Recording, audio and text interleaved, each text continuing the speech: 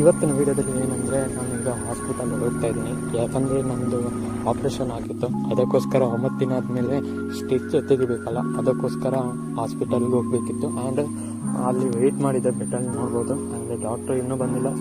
ಆದಮೇಲೆ ನಾನು ಸ್ಟಿಚ್ ತೆಗೆದು ಮತ್ತು ನಾನು ಸೀದಾ ನನ್ನ ಅಪ್ಪನ ಮನೆಗೆ ಹೋದೆ. ಅಪ್ಪನ ಮನೆಯಲ್ಲಿ ನನ್ನ ಎಲ್ಲ ದೇವರಿಗೆ ಕೈ ಮುಗಿದು ಮತ್ತು ನಾನು ಸೀದಾ ಮನೆ ಬಂದೆ. ಮನೆ ಬಂದಮೇಲೆ ನನ್ನ ಅಮ್ಮ 2 ಕೋಳಿ ತಂದಿದ್ದರು. ದಿನ ಒಮ್ಮೊಮ್ಮೆ ಇರುವಾಗ ಕೋಳಿ ತರ್ತಾರೆ ಫಾರ್ಮಿಂದ, ಅದು ಹಾರ್ಟ್ ಅಟ್ಯಾಕ್ ಆಗಿ.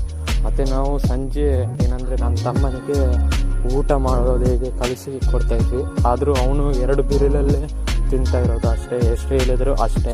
ಮತ್ತು ಏನು ಹೇಳಿದ್ರು ಅವನಿಗೆ ಪ್ರಯೋಜನ ಇಲ್ಲ ಅಂತ ನಾನು ಸುಮ್ಮನೆ ಇದ್ದೆ. ಮತ್ತು ನನ್ನ ತಮ್ಮ ಬೈತಾನೂ ಇದ್ದ, ಮತ್ತು ನಮ್ಮ ಅತ್ತೆನೂ ಹೇಳ್ತಾಯಿದ್ರು, ಏನೇ ಹೇಳಿದ್ರು ಕೇಳ್ತಾ ಇಲ್ಲ.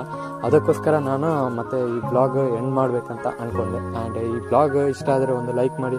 ಆ್ಯಂಡ್ ಮುಂದಿನ ವೀಡಿಯೋದಲ್ಲಿ